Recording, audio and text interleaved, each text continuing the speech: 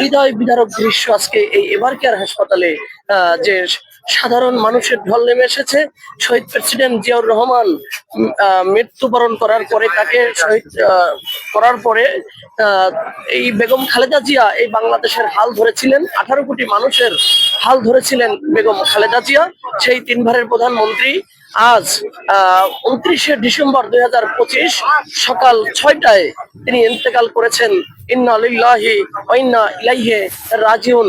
আপনারা জানেন যে উনি দেশের 18 কোটি মানুষকে কাঁদিয়ে চিরনিদ্রায় শায়িত হলেন এই তিনবারের প্রধানমন্ত্রী বেগম খালেদা জিয়া, এবং তারেক রহমান কে একদম পুরো এতিম করে চলে গেলেন বেগম খালেদা জিয়া। আজকে আপনারা জানেন যে তিনবারের প্রধানমন্ত্রী দেশনেত্রী বেগম খালেদা জিয়ার সুযোগ্য উত্তরসূরি তারেক রহমান আজকে একদম এতিম হয়ে গেলেন।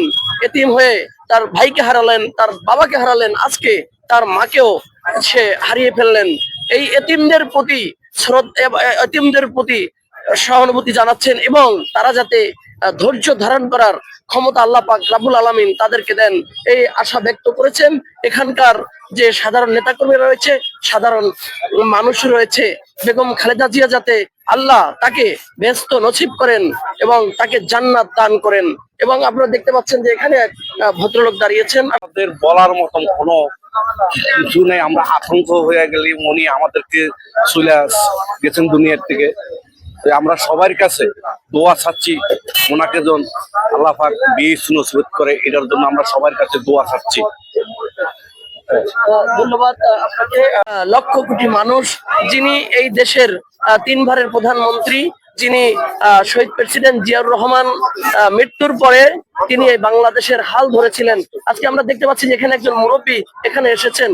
বাবা, আছে তিনবারের প্রধানমন্ত্রী খালেদা জিয়া হয়তো পৃথিবী ছেড়ে চলে গেছেন, আসলে আপনাদের অনুভূতিটা কি যদি একটু জানাতেন। কোনো ভাষা নেই, যখন আমরা ছাত্র ছিলাম তখন আমরা খালেদা জিয়ার আন্দোলনে মানববন্ধ রচনা করতাম, কাছ থেকে ছিলাম।